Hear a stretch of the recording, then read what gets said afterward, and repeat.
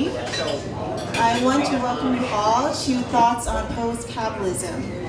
And I think it's really wonderful that there are so many of you out here tonight. So I'm really happy to see that. Yeah, there's quite a few of you. My name is Linda and I'll be your moderator today. So the format for today's events is that we'll have the speaker do the presentation, and following after that we'll have a question and answer period, so it would be great if you could save all your questions for that period. And following that, we're going to take a short break, and if you feel inspired to, please stay for a discussion. So before we begin, I want to welcome John Crowley from Office Cafe.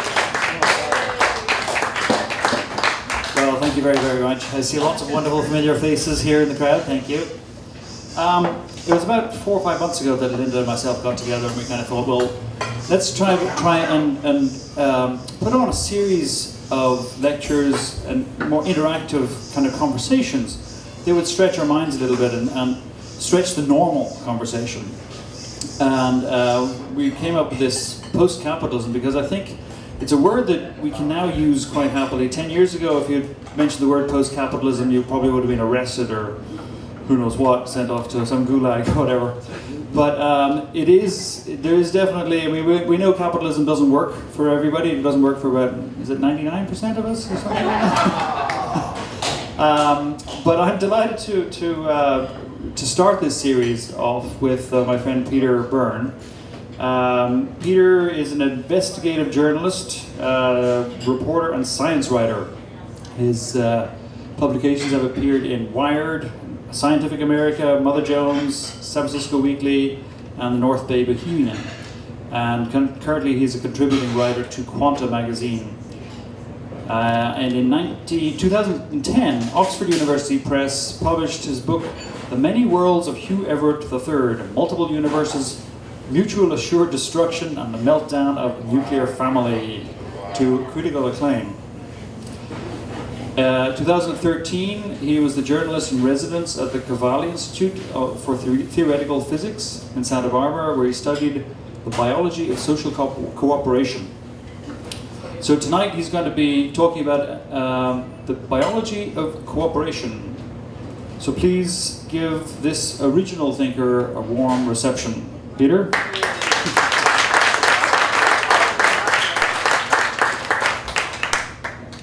Thanks, John. Thanks for coming. It's not really a lecture, it's more of going to be kind of a stream of consciousness punctuated by reading from a couple of scientists that I like, maybe, if all goes well, and hold your attention. I was thinking of calling this the biology of cooperation, and I was also thinking of calling it, well, it sounds like a good idea in theory, but it won't work well in practice, because that's partly what we're going to be talking about, because that's what you always hear about socialism and communism, as if capitalism works well in practice, if not in theory. I'm very interested in evolutionary biology and physics. I write a fair amount about those subjects, and I think that it's time to apply some science to the analyzing the current situation with capitalism. I mean, we have a lot of political economy around that, but nobody really talks about it that much in terms of biology. Well, you don't hear people talking about it in terms of biology that much. It's not to say that people haven't, because people like Norbert Wiener, the great information theorist and physicist and computationist, was back in the 40s, and J.B. Haldane, who basically invented the science of genetic statistical biology, was, as well as Richard Lewontin, who is an overtly Marxist biologist and the avowed enemy of E.O. Wilson for many years, which is something we can get into if we want to. People here, anybody know who E.O. Wilson is? No. Okay. Some people do. Okay. Well, we'll get to that. First, I picked up this book, all right, by Immanuel Kant. It's called On the Old Saw, that may be right in the theory, but it won't work in practice. Now, Kant was a philosopher and a physicist and one of the original thinkers that created the so-called Enlightenment. Does anybody know what the Enlightenment is supposed to be? Wayne? Yeah. It's supposed to be when the age of reason came about, which happens to be concomitant with the rise of capitalism. So suddenly everybody that existed before the East India Company was unreasonable, and everybody afterwards that had a lot of money was more reasonable. But we remember Kant, you know, the great philosopher, for his categorical imperative, which is also basically a version of the Golden Rule. However, nobody really asked that often when he said, do unto your neighbor as you would have your neighbor do unto you, which is basically what the Golden Rule is. Nobody asked Kant who his neighbor was. So I picked up this book and I thought it was going to be really cool and illuminate stuff, and in fact it did, but in a way that I hadn't really imagined. Here's Kant on who his neighbor is. Every man who has the right to vote on this legislation is termed a citizen. The only necessary qualification, aside from the natural one of not being a child or a woman, is that he be his own master and that he own property. Now, this automatically, of course, divides those with property from those without property. And in Kant's version of the Enlightenment, he talks a lot about cooperation and what cooperation is, but apparently it's only cooperation among those who own property and who set up a government. And here's what Kant thought about the people versus the government. It follows that any resistance to the supreme lawmaking power, any incitement of dissatisfied subjects to action, any uprising that bursts into rebellion, that all this is the worst, most punishable crime in a community, for it shatters the community's foundations. And this ban is absolute, so unconditional, that even though that supreme power or its agent, the head of state, may have broken the original contract, even though in the subject's eyes he may have forfeited the right to legislate by empowering the government to rule tyrannically by sheer violence, even then the subject is allowed no resistance, no violent counteraction. That's the Enlightenment for you, and we see it evidenced to today. You're allowed to vote, but God forbid you should take to the streets. Another artifact of the Enlightenment, and something that actually transcends the narrow confines, the intellectual confines of the Enlightenment, is Darwin's theories of evolution. Now, most people are taught that Darwin said that natural selection was the survival of the fittest. But that's not what he said. He never said anything like that. He basically talked about how entities have to adapt to their environments so that they can be happy within that environment. Another ideologue of the Enlightenment, a political economist named Herbert Spencer, picked up Darwin's wonderful path-breaking thesis about how life evolves from generation to generation and turned it into what we know now as social Darwinism.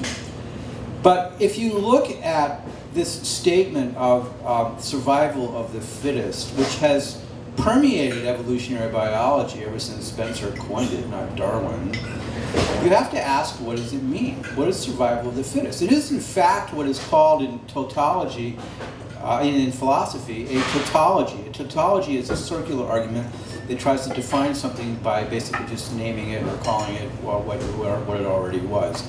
You know, I mean, it's like basically saying a basketball is something that is round or something.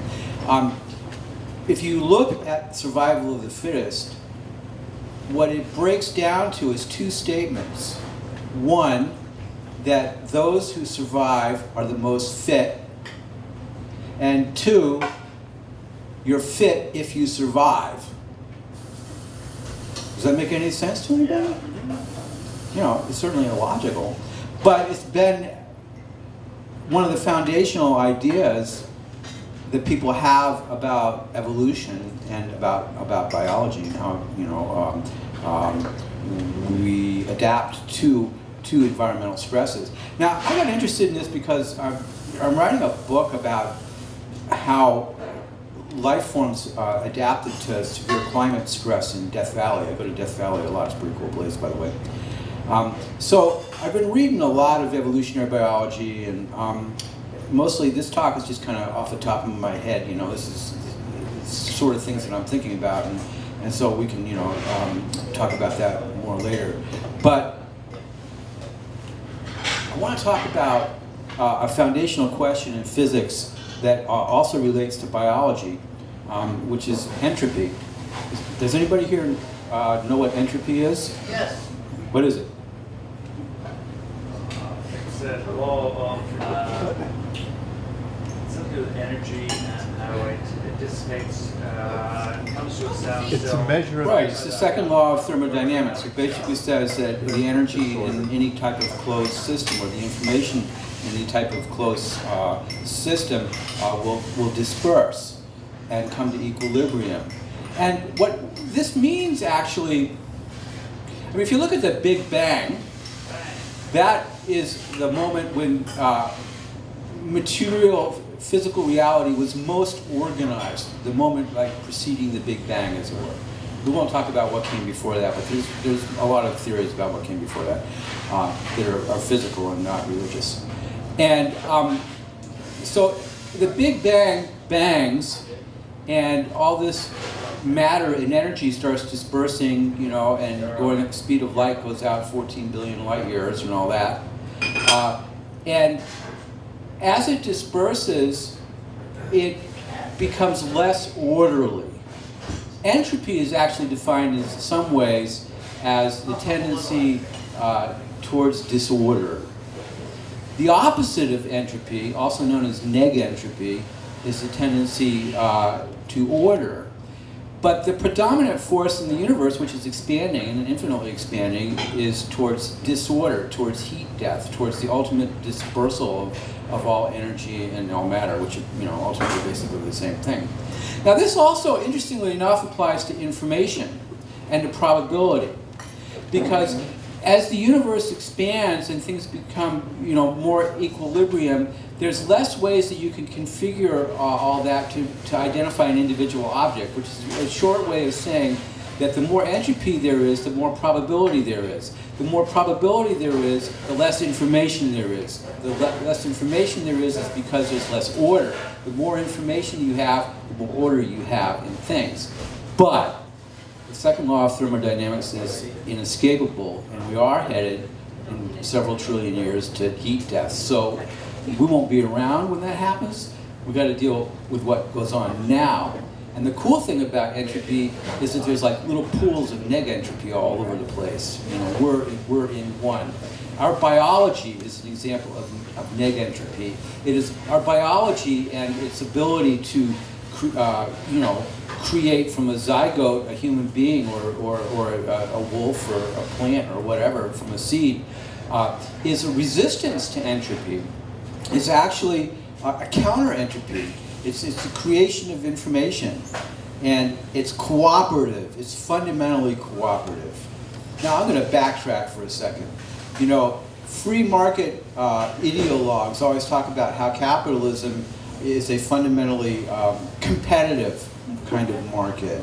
And in many ways it is, but it also relies on cooperation between corporations. It relies on the cooperation of the workers to work and give their excess, their surplus value to the capitalist who turns it into profit. It relies on the cooperation between, say, the United States government, which is run by a bunch of capitalist puppets, and the oligarchs to make things go smoothly, right? But that's Kant's residue.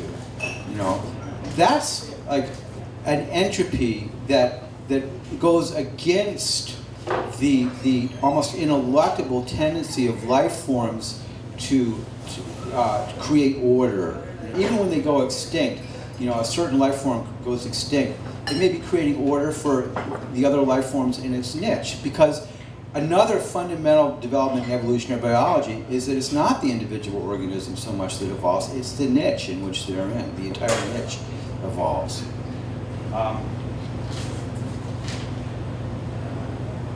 So with that in mind, I'm going to just read a little thing from Norbert Weiner. But I really dig the guy. You know, he was one of the only brilliant scientists in World War II that declined to work on the atom bomb.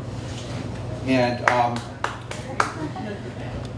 you know, he was a polymath. He was a brilliant quantum physicist. He was engaged in information theories and did computer work that was extraordinary. And he was also involved in biology. And you know, forgive me if this is you know, the languages that I'm going to be reading for some of this stuff may be, you know, a little bit elevated, but it means something. He said Darwin's great innovation in the theory of evolution was that he conceived of it not as a Lamarckian spontaneous ascent. Well, Lamarckian spontaneous ascent is something you can just ignore. We'll talk about that later. From higher to higher, from better to better. Now that's something you shouldn't ignore because that's one of the primary tenets of Kantian evolutionary biology, which was they were progressing. We're going from lower to better constantly, and you know, it's simply not true. From better to better. But as a phenomena in which living beings showed A, a spontaneous tendency to develop in many directions, and B, a tendency to follow the pattern of their ancestors. I love that. Because the evolutionary tree of life is not a branching tree that goes out and, you know, grows out in some kind of linear fashion. The best representations of the speciation of the earth are these great spheres in which even the section that's vertebrates is very small compared to the predominant life forms, which are bacteria, which we'll get to later, but they're very successful and we should emulate them. So we're talking about a spontaneous tendency to develop in many directions, not one. That's Kantian progress, right? A tendency to follow the pattern of their ancestors. You know, that's pretty awesome, you know, and people have been onto something for a long time, ancestor worship. The combination of these two effects was to prune an over-lush developing nature and to deprive it of those organisms which were ill-adapted to their environment in a process of natural selection. The result of this pruning was to leave a residual pattern of forms in life more or less adapted to their environment. This residual pattern, according to Darwin, assumes the appearance of universal purposefulness. Now, that's something else that is true, but it doesn't mean that it's actually purposeful, because evolution is not purposeful. It's not what we call teleological. It wasn't designed, it's not going anywhere particular, it's just randomly mutating from moment to moment and millennium to millennium, you know. And Darwin knew that, but people have misinterpreted him to say otherwise. Now, Norbert says, later in this book, I am writing this book primarily for Americans in whose environment questions of information will be evaluated according to a standard American criterion. A thing is as valuable as a commodity for which it will bring in the open market. This is the official doctrine of an orthodoxy which is becoming more and more perilous for a resident of the United States to question. It is perhaps worthwhile to point out that it does not represent a universal basis of human values, that it corresponds neither to the doctrine of the Church, which seeks for salvation of the human soul, nor to that of Marxism, which values a society for its realization of certain specific ideals of human well-being. The fate of information in the typically American world has become something which can be bought or sold. Now, Norbert was, in the 1930s, your classic liberal. Your classic liberal now is like a flaming radical, okay?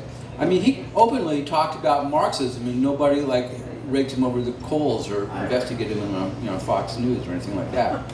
And he was interested in biology because he was interested in entropy and in how information flows from order to disorder and then back again.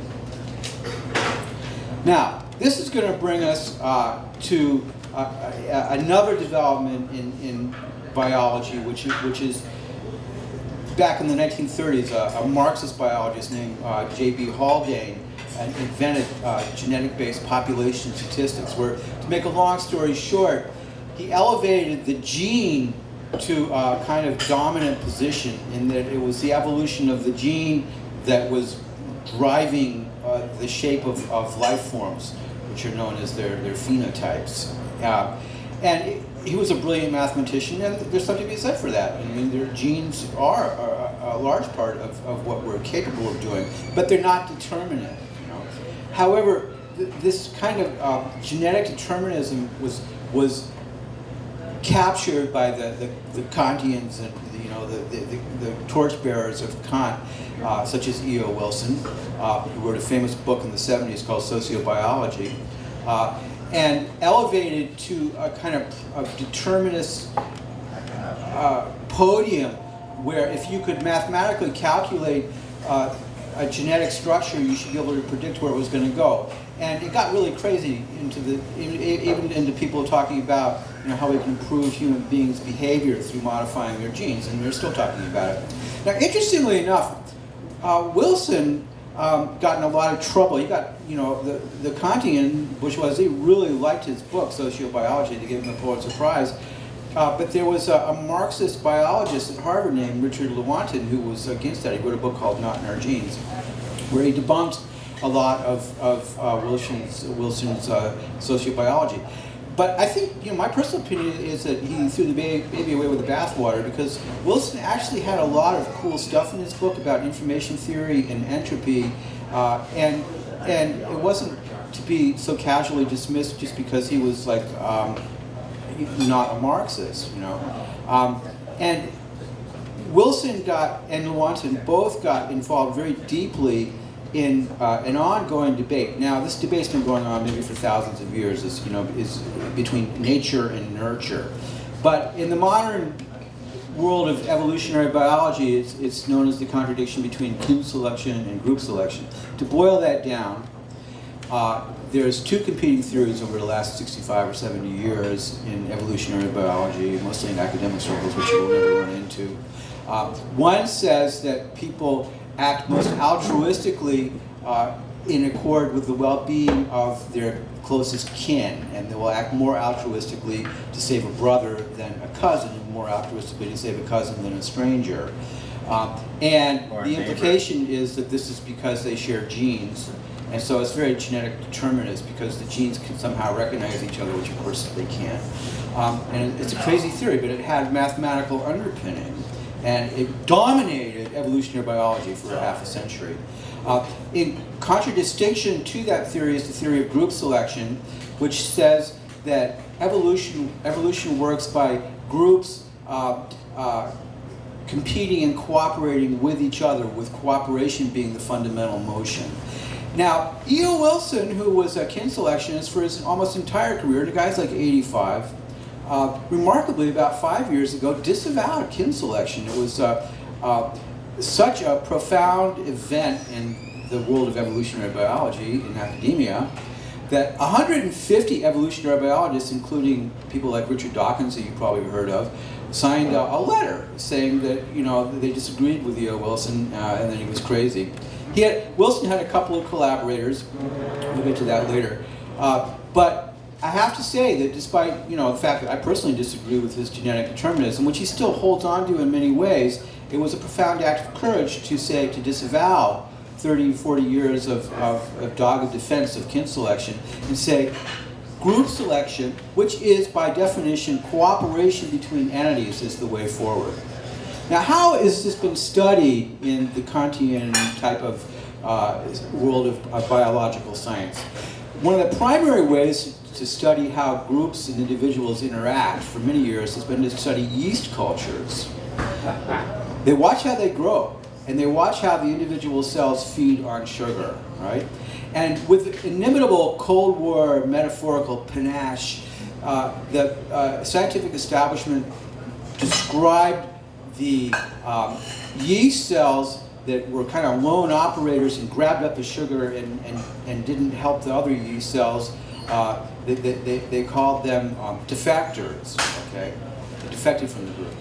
Whereas the group of yeast that clumped together were called altruists. So immediately in evolutionary biology, there was a dichotomy set up between the altruists, who in yeast cultures generally actually kind of lost, because what would happen is that the lone defectors would get all the sugar and then the big clumps would die. At least if you set up the culture to be that way, you can set it up another way too. this Cold War struggle, for survival of the fittest came down to the competition between those people who were willing to commit suicide with those cells, these cells, but the implication was people, suicide to preserve the group versus the defectors, who were actually the entrepreneurs in this model, if you see. In fact, let's take it a step further. The defectors are the capitalists, because they're the ones that eschew the good of the group, being the rest of humanity, eat up all the sugar as fast as they can, and leave the altruists to die in a depleted solution in the petri dish. However, petri dishes are not reality, all right? It doesn't work in reality. If you eat up all the sugar, you'll all die. The question is, are we going to eat up all the sugar, and are we going to let them eat up all the sugar? Now, for a second, I'm going to talk about what Haldane has to say about that, because one other thing I want to talk about is that this whole defector versus altruist paradigm was portrayed in the lingo of game theory. The kind of game theory that gave us that made World War III seem like a reasonable possibility. Game theory is basically garbage in, garbage out. Would you set up your utilities and your assumptions in any kind of construct that you have? And they're usually around defectors versus altruists. You determine beforehand what the outcome's going to be. And of course, they always determine that it would be a reasonable thing to launch a first strike. But I digress.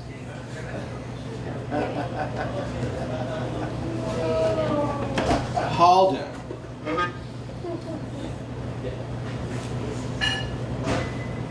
Many primitive forms have not progressed. A few have done so, but relapses of various kinds are equally common.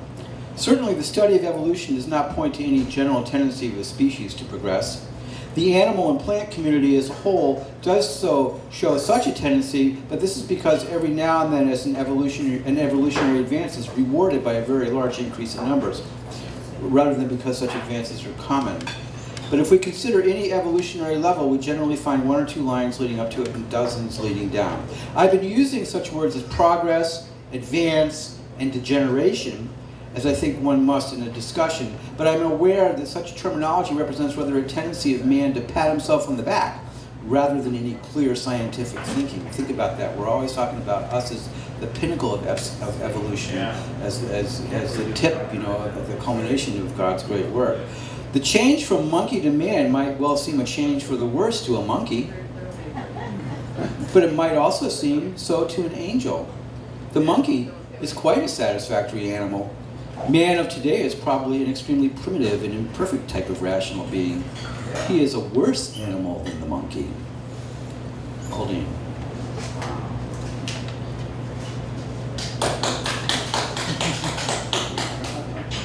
All right, so I'm going to look at Lewontin for a second, and then we're going to talk about multicellularity, and then we'll conclude. Lewontin was the guy that took on E.O. Wilson, wrote a great book, which I recommend, called The Dialectical Biologist, some years ago. And he summed up Darwin in a very nice way. He said, for Darwin, species originated through a continuous process of adaptation, which at the same time that it produced new species, produced organisms whose parts were in harmony with each other, so that organisms as a whole were in harmony with their environments. That doesn't sound like capitalist competition to me. And then he goes on to say, and this I think is the important point for us today, if we're talking about post-capitalism. It is impossible to avoid the conclusion that organisms construct every aspect of their environment themselves. They are not the passive objects of external forces, but the creators and modulators of these forces. The metaphor of adaptation must therefore be replaced by one of construction, a metaphor that has implications for the form of evolutionary theory. And then he goes on and he talks about the types of differential equations, which he models this with. I won't bore you with it. But he says there is already a parallel for such a coevolutionary system in the theory of the coevolution of prey and predator, or host and parasite. The prey is the environment of the predator, and the predator the environment of the prey. Just remember that. workers, capitalism, right? Evolution is a continuous process in which an organism evolves to solve an instantaneous problem that was set by the organism itself, and in evolving changes the problem slightly, which is to say non-linearly, which is to say that if we're looking at what cooperation is, we better take the point of view of the collections of yeast and not the defectors. Now, this is a type of debate that's been going on in, you know, academic evolutionary biology, but let's not disparage the effect that those kinds of debates have, because they profoundly influence how foreign policy and military-industrial policies are constructed, because they're used as apologias for doing the most evil things. Now, recently, you've got a kind of new ideological assault and combined with an attempt to co-opt cooperation for the bourgeoisie. You've got people like Steven Pinker at Harvard, who got all these accolades a couple of years ago for writing a fallacious book claiming that human beings were getting less violent over the ages. Of course, he was only talking about what was going on right now in Europe, and he forgot to talk about Vietnam, Iraq, or Afghanistan, or the structural violence of the IMF and the World Bank, whose austerity projects cause 14 million children a year to die of starvation and preventable diseases. He forgot about structural violence. But one of Wilson's collaborators, a man named Nowak, recently wrote a very popular book called Super Cooperators: Altruism, Evolution, and Why We Need Each Other to Succeed. Sounds great, right? Sounds really good. And it's actually a very informative book. However, what kind of point of view is he coming from? He's talking about the best example of cooperation that he can come up with. I quote, "The fact that the Rothschild family had protected the investments of their English clients during the Napoleonic Wars. They were under intense pressure to give them up, but they kept the interests of their English clients at heart." They were French, of course. "Afterward, of course, the Rothschild family became extraordinarily rich. Their fortune was a direct result of the power of indirect reciprocity. Because they had behaved impeccably, everybody now knew that they could be trusted." I think I'll end there. We're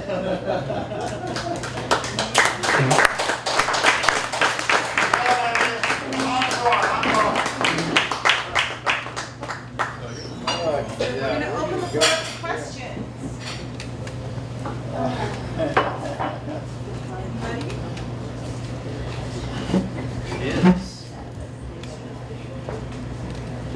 You were talking about defectors versus the altruists with the experiment.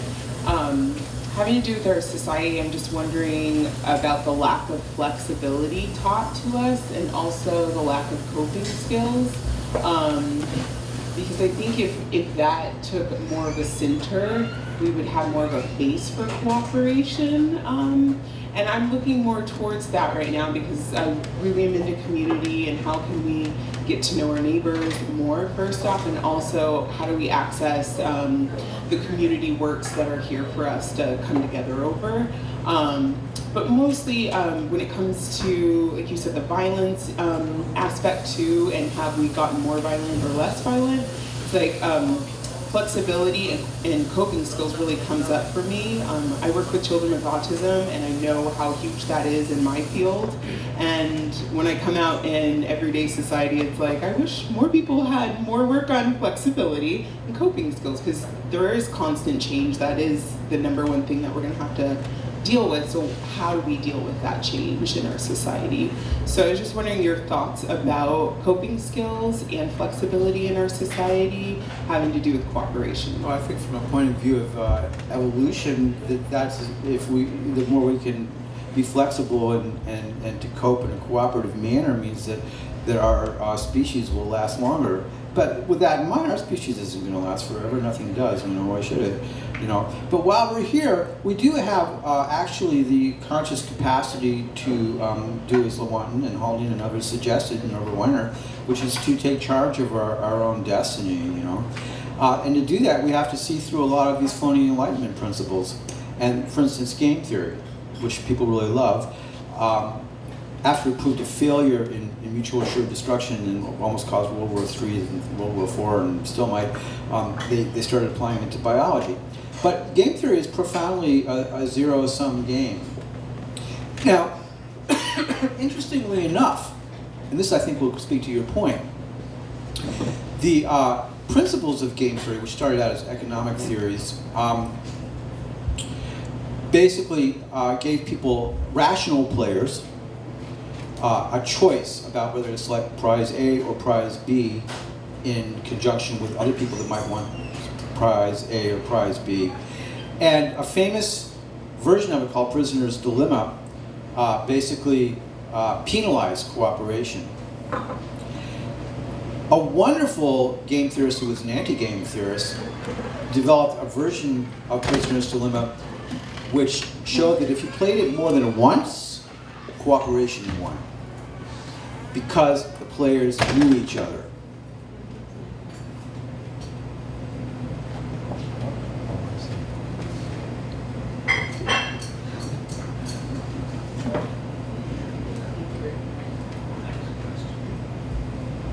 Anyone else have a question?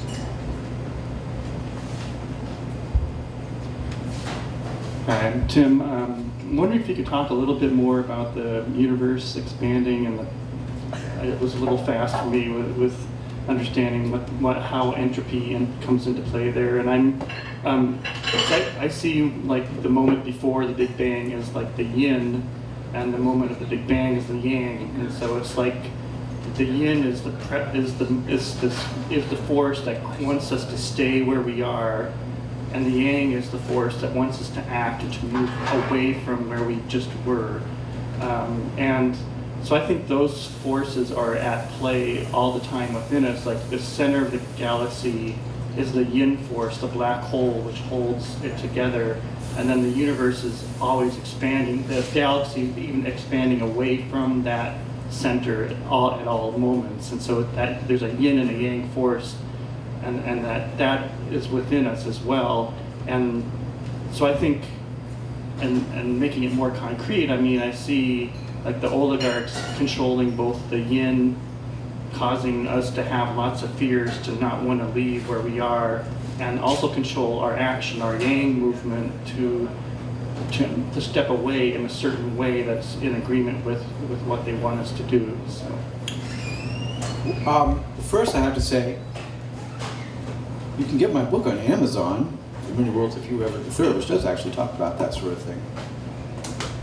But I think the key is information, because as Norbert so nicely pointed out, and so many people have since built on that, information and order are tied together, but the tendency is towards disorder. So we actually have to use whatever capabilities we have to marshal our forces to create not a Kantian order, but an order that is cooperative, which serves all people.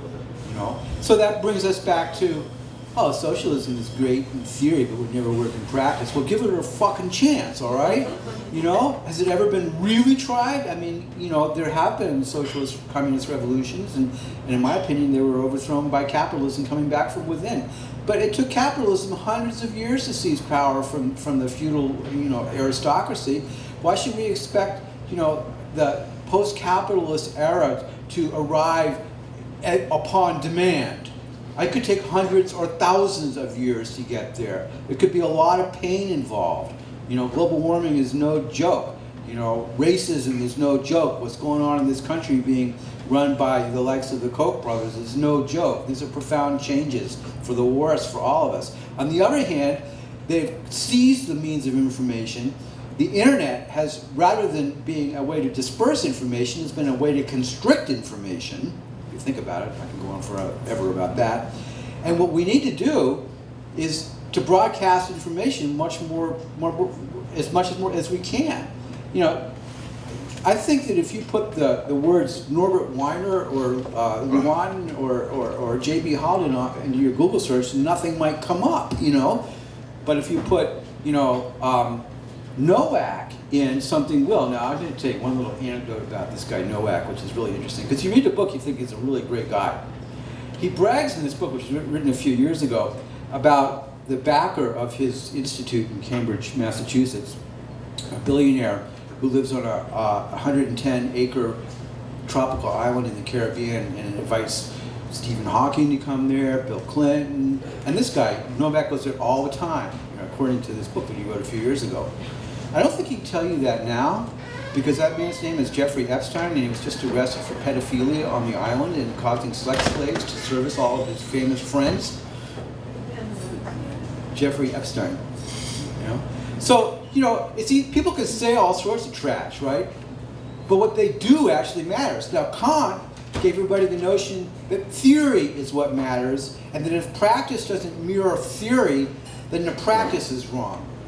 You know, reasonable, logical analysis flips that upside down and says practice is principle, and if the theory doesn't fit the practice, change the theory. And that's what happens with evolutionary biology. You know, it has to keep changing to keep up pace with actually what's discovered. I don't know if that was an answer to your, but there are no answers. Connie. Okay. Can you describe for us a universe in which post-capitalism is the norm? H.G. Wells did that already. He wrote a famous noveletta, which you probably won't find on Amazon either, about an alternate world which this guy falls into, in which post-capitalism is the norm. You know, basically capitalism couldn't exist without the cooperative efforts of everybody else. The 1% wouldn't be there without the 99% giving in to them, as it were. Part of the problem, as we just talked about, is lack of information. People don't know what's up, they don't know what's down. I mean, the media is no joke. It's got a psychological hold on people. I mean, all these people go to see American Sniper because it feels good about justifying what we're doing in Iraq. You know, I mean, they're going and they're watching little children being snuffed out, and they think that that's a good thing because they saved their fellow soldiers who were invaders. You know, this is twisted upside down thinking. You know, and it's not going to change overnight. You know, I suspect that crises in the system, which are constantly developing, will bring it down ultimately. The only question is, will people be organized in order to take advantage of those crises and to meaningfully, you know, institute a post-capitalist society? Because the thing is a virus, and it does keep coming back, you know.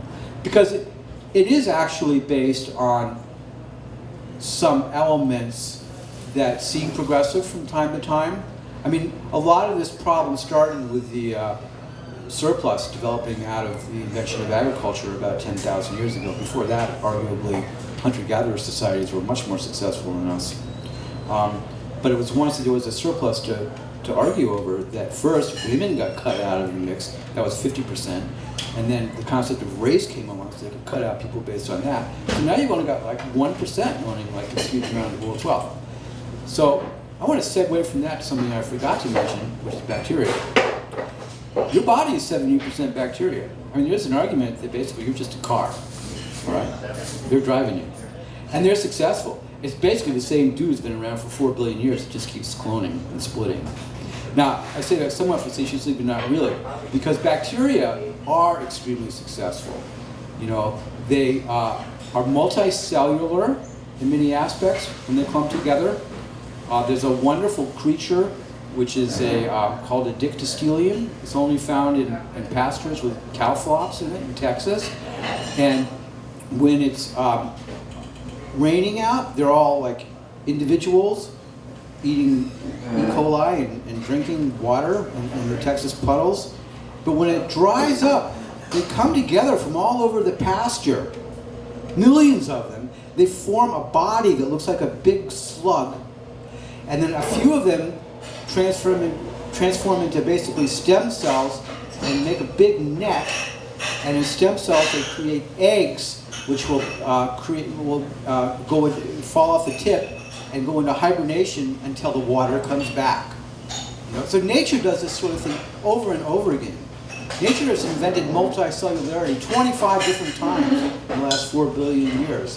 You know, it's one of the most successful ways to combat the tendency towards entropy, which is, you know, basically decay and disorder, and the loss of information, is to cooperate. You know, so dictystelium, I lead the way. You know, we need to look at the microfauna, you know, and the microflora for lessons in the world today, because they've been around for a long time, billions of years, and they're immensely successful. Human beings and the genus, you know, of vertebrates are just a tiny, tiny sliver of life on Earth, you know, and the rest of those life forms will be here long after we're gone. It's just a question of how long we get to be here, and you know what quality of life we have. Evolutionary biology, the Kantian version, measures evolutionary success by the number of offspring, i.e., the more children that you, the capitalists, for instance, have, the more successful you are, right? It doesn't measure success, the Kantian version of evolutionary biology, by the Gini coefficient, which is the measure of the gap between how fast the income disparity grows, which is getting bigger and bigger, you know. It measures it on this ridiculous premise that the most successful, the most fittest, the most deserving entities are those that reproduce themselves the most. Talking nothing about quality of existence. That's the kind of weird, contorted thinking, enlightenment thinking, that perverts science. And we need to take science back. You know?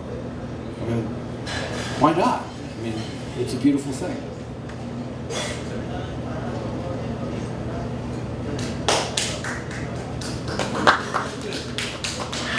Unless anyone has a burning question, this will be the last question.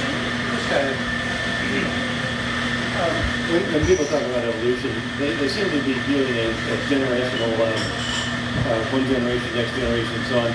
And I look at evolution, that the major change in the number of species occurs during the crashes in population, and that the changes that occur in the gradual building of population are relatively small. It's during the crash periods. And I'd like you to relate that to your economics as to in cooperation. Yeah, that's a true statement. I mean, actually, I'll say two things about that. 70,000 years ago, there was only about 17,000 human beings on the planet. They were concentrated in South Africa, of all places. It's not at that time an apartheid state. And that was like 70,000 years ago, and now there's like, you know, more than 7 billion human beings. So that was what they call a bottleneck. And, you know, all of our genetic structure comes from the 17,000 Africans, for the most part, you know, mitochondrial Eve, they call her. And before that, there was a lot more humans of various sorts, you know, but climate wiped them out, you know, and the inability to adapt to sudden climate changes. Now, interestingly enough, as an outlier theory, which I'm quite fond of, I call it the survival of the dumbest. Because when a catastrophe happens to any group, it's the members of that group that are most homogeneous that will be wiped out.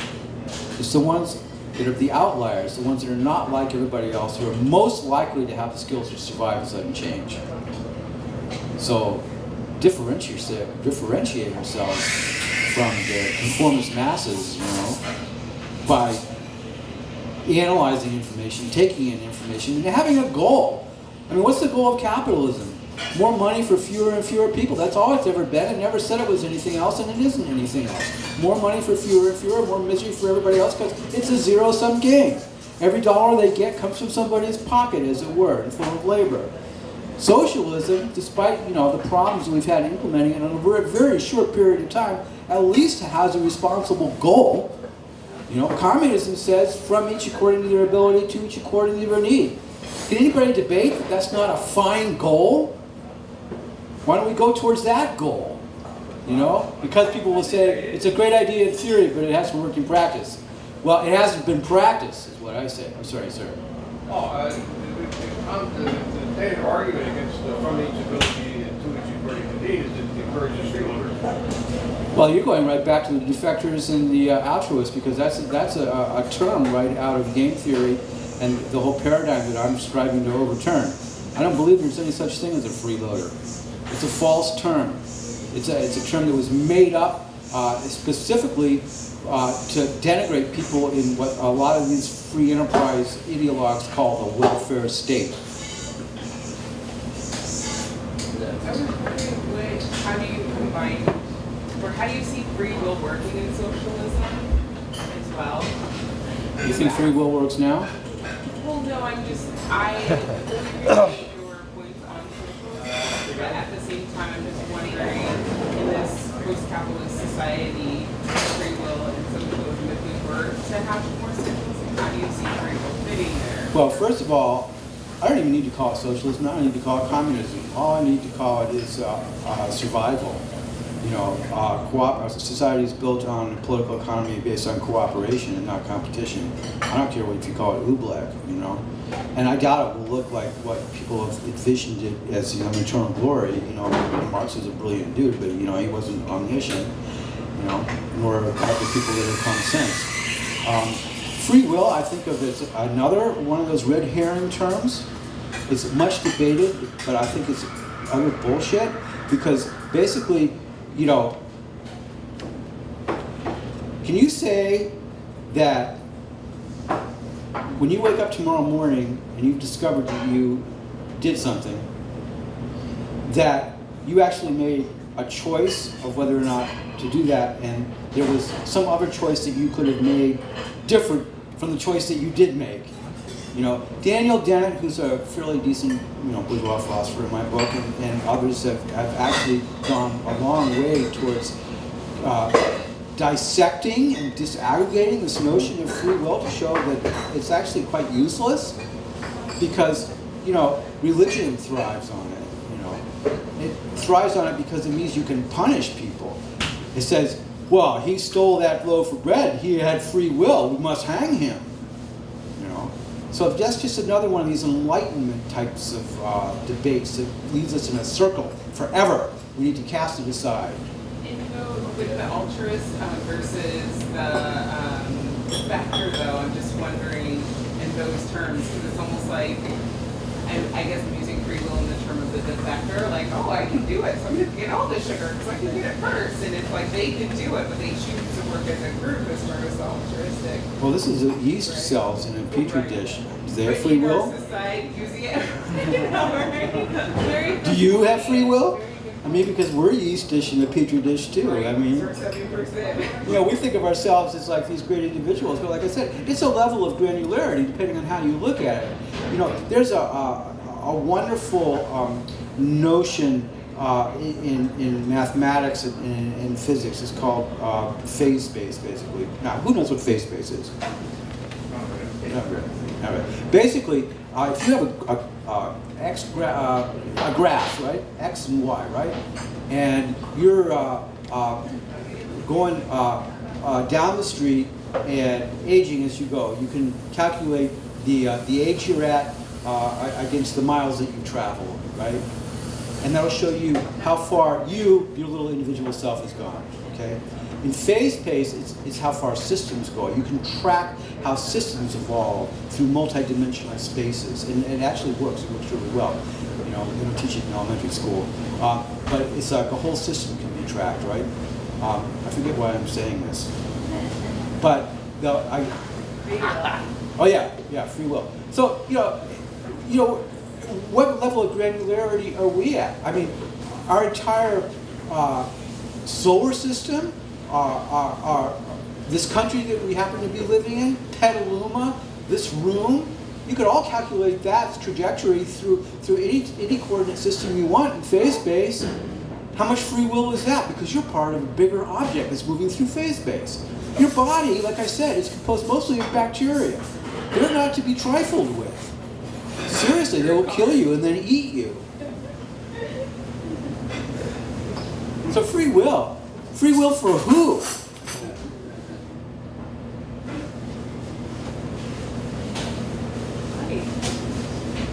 Any more questions? I'll give you guys the last chance before we take a break.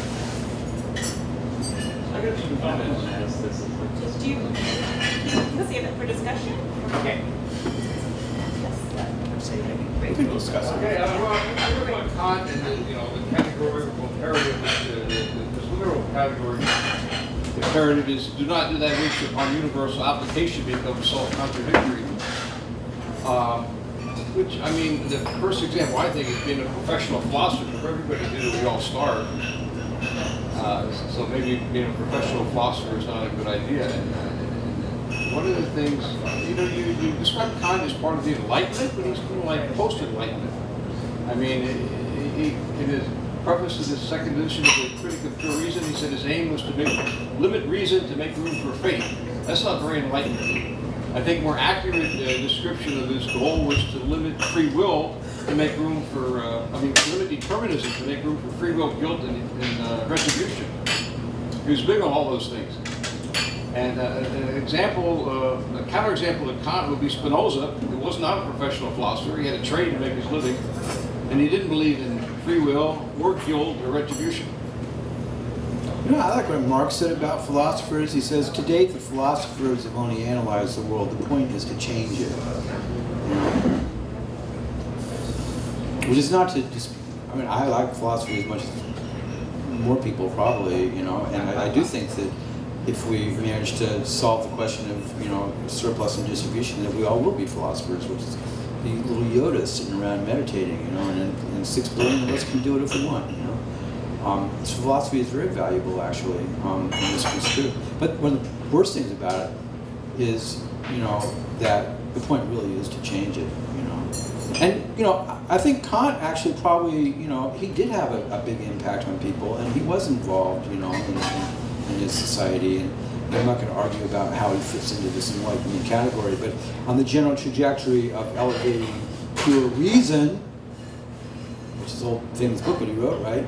Above what came before, it correlates 1-to-1 with the rise of industrial capitalism, which is what he was an apologist for. And you heard what he thinks about the masses. He thinks that they're free to vote, but not free to demonstrate. Fine.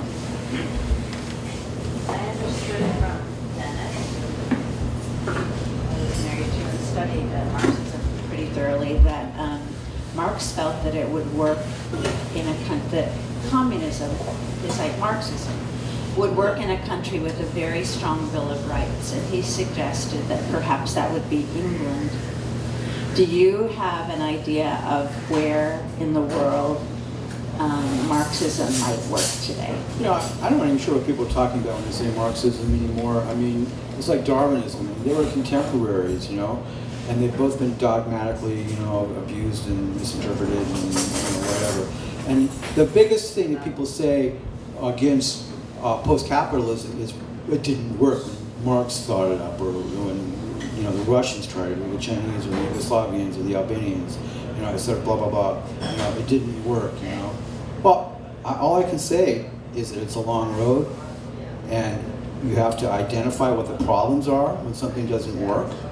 And you have to keep your eyes on the prize, which is a society built on cooperation.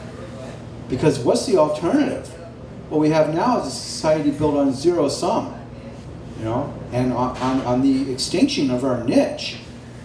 We are in the age of the 6th great mass extinction right now. And we're allowing it to happen.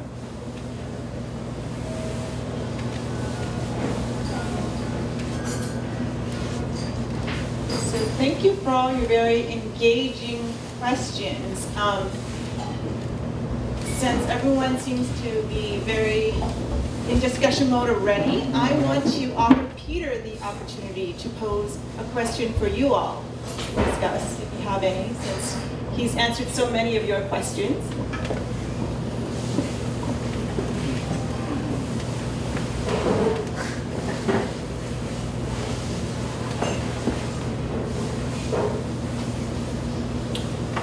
My father died 3 years ago, and I was sitting in the living room before he died with him and my 94-year-old uncle, and I asked him, what do you think the world, our society, will be like in 1,000 years? I'm like, oh, I never thought about that. I said, okay, how about 100 years?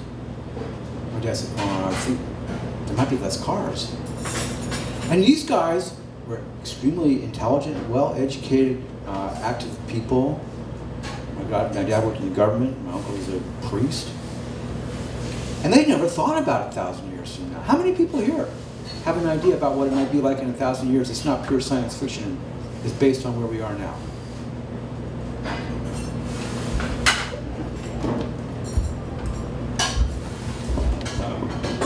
I view that the Bronze Age was a result of the Santorini's ships sailing and collecting tin in England and copper probably in Lake Superior. And when the volcano went off, suddenly the Bronze Age came to an end, and the civilizations that built the pyramids, built the temples, stopped. And I would suggest 1,000 years from now, after we've gone past not only peak oil, but peak cheap iron ore, concentrated iron ore, concentrated copper ore, concentrated tin, concentrated everything, we were once again back to a material age in which bamboo would be the major building material. Plus hunter-gatherer ethics. Yeah, absolutely. Yeah, there was an advance. And I hate people that say, he's acting like a Neanderthal. No, Neanderthals were like really nice, peaceful creatures. He was acting like a Cro-Magnon.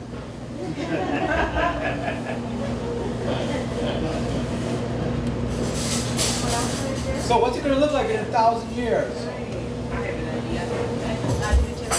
I feel like we're going to be moving back to tribal communities and kind of making new traditions so that, well, compared to now.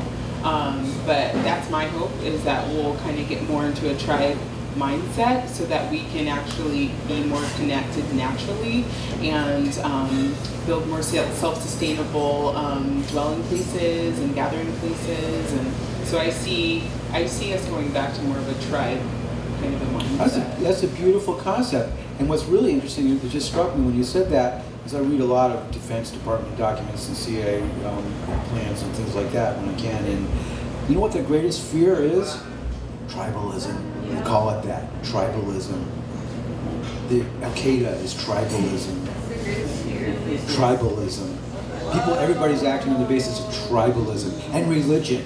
You know, this whole thing, the Crusades, the Christians versus the Muslims, they act as if it's just some like religious vendetta that's been going on for 2,000 years. As if it had nothing to do with global warming, with economic distribution, with inequality, with the Gini coefficient. No, it's tribalism. What's tribalism? Savages. And who likes to kill the savages? The American sniper guy. He said, I like to kill the savages.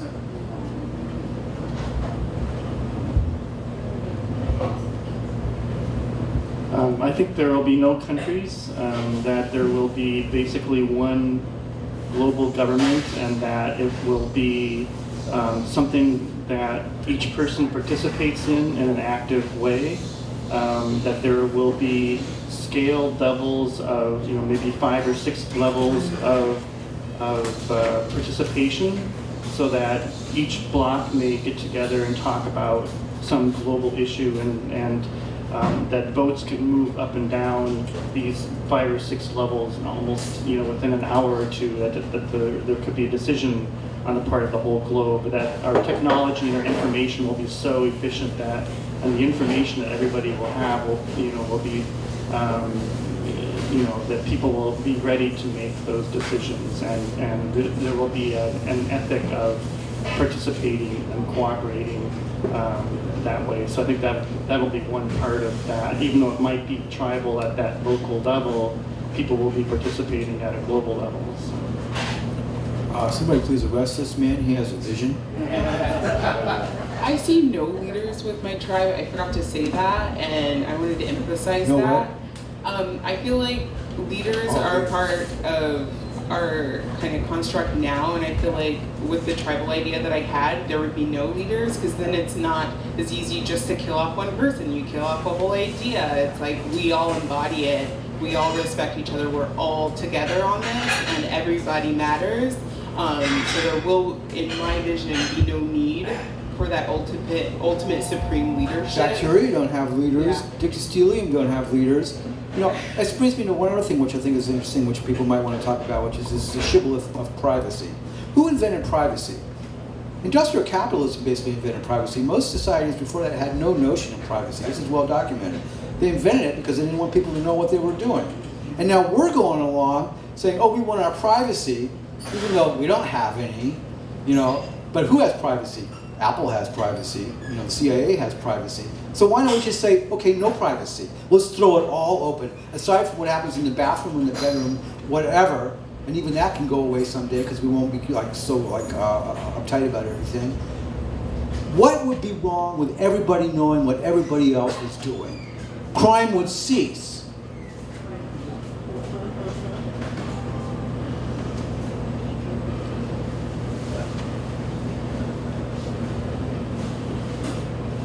I have another idea. We might have You got one? If we all knew what was going on, we'd have fewer wars. We wouldn't have iPhones either, which is a good thing. Because the iPhone has you. You don't have the iPhone. I have a little different take on things. I think things are going to get worse because I think deep down we don't care about other people. It's been proven.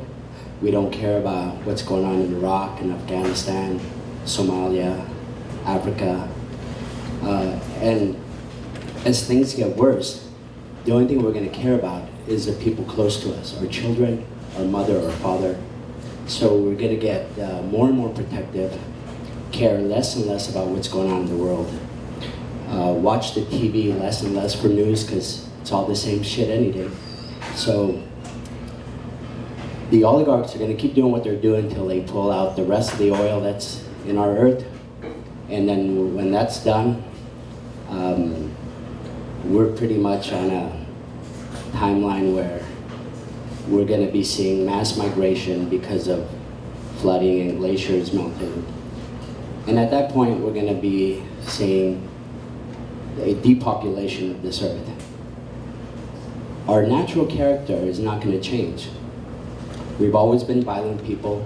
We'll continue to be violent. It'd be nice to cooperate, but we're going to be too scared of who our neighbor is. And we're just going to take protection and watch out for ourselves, which is what we've been doing for the last 300 years. And ever since the beginning of the Industrial Revolution. Capitalism is a religion in this country. It's not going away anytime soon. It's the only religion in this country. And it's spread to all over the world. Look at China now, Russia. They're all on board. So things will get worse, and things will only change when they get so bad that there's no other option than just a mass disorder. There'll be no more leaders. There'll be some sort of anarchy. And then we'll start all over again. This earth will do fine. We won't do fine, but the rest of the earth will do fine.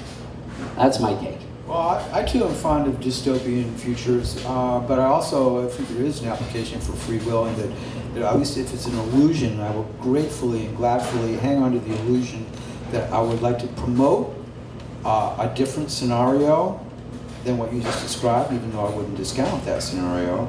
But I also think that we're looking at this from the point of view of privileged people who have almost everything that we want, you know, sitting here in America, Fortress America, although not everybody here has it. But we shouldn't discount that people do rise up against oppression, whether it's in, you know, Ferguson and New York City, you know, around all these police killings, you know, and Sonoma County, there's resistance to these police killings here. There's always resistance. The rulers are aware of it, and they're very good at psychologically disarming people through the media.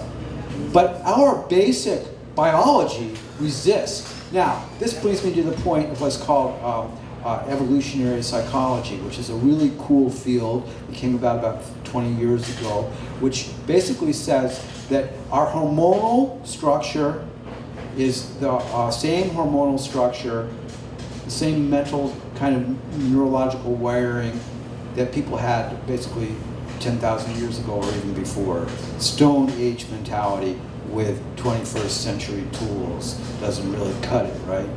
So the point of that is that we're not actually, evolution did not equip us to deal with the kind of production the productive capacity that we stumbled onto, the weaponry, the contradictions, between people that lead to wars. Our basic hormonal structure is fight or flight. It's not set up to deal with these kinds of stresses. That said, we actually, through science, and through other things like the recognition of the role of the ancestors that permeates, many spiritual practices for thousands of years, structure of in hunter-gatherer societies, which I've been studying in the Southwest, very, very egalitarian, very sharing, very open, no concept of privacy, no need, lasts for thousands of years at a pinch. There's a whole history of the evolution of human beings that has been lost to us. We've been around in one form or another for 6 million years. We can barely remember what happened in the 1950s because we're all glued to our iPhones or the movie theater or the TV or the textbooks that their children are being forced to read so they can pass these ridiculous bubble tests and things like that. We need to spread information about what's happened in the past, what our ancestors were doing, and what we're capable of. The revolutions in Russia and China were not inconsiderable movements. They did end up in capitalism being restored, and there were many terrible things that happened during them, But compare that in terms of vision to what we have. We're dominating the world. And can things get worse? Yeah, they can get worse. But they're pretty bad right now. It's like the frog getting boiled in the water. The temperature keeps going up. I like to look at the 1950s because in the 1950s you had sociologists like C. Wright Mills. They wrote The Political Elite book, very famous sociological construct of the military-industrial complex, And it was a new thing. It had just come about, and he was able to describe it because it was there. We don't see it anymore because it's the water around us. It's the same thing with Marx. Marx was cool because the industrial capitalism had just come about. It was like, raping the world, closing the commons and putting 5-year-olds in the factories. You could see it at its worst. But with the modern industrial technocrat media, we don't see things anymore. When I was a kid in the 60s and the 70s, I saw people in the Vietnam, CBS, evening news would have pictures of American soldiers and Vietnamese people being killed on TV. And it appalled people because we have mirror neurons. We're empathetic creatures, That was a lesson learned by the bourgeoisie. They don't show us those pictures anymore. We're all living in little consumer bubbles in this country, but not in the rest of the world. Look at what's been going on in the Middle East with people uprising, and stuff like that. Let's not make the mistake of portraying those as religious wars or as purely terrorists fighting terrorists. There are deep, deep political, economic tidal waves going on around the world. And we can't really, we can say, well, that doesn't concern us. I'm just going to sit back and watch the thing go down, which I have plenty of friends that are of that, they've got bunkers, stuff like that. But we can't really do that because we're not biologically set up to do that. We are biologically set up, hormonally set up to have empathy and understanding for each other and to work collectively in groups. And this atomization has happened under our temporary mode of production, capitalism. It wasn't always there and it won't always be there. It may be a very miserable bottleneck that we have to go through, but I'm not going quietly. And with that, I think we're going to wrap this up. I don't think we can do better than that. So I want to thank Peter again for being here and starting off this series. Next month we'll have Richard Heinberg. So that will be February 23rd, so 4th Mondays each month. Thank you all for coming.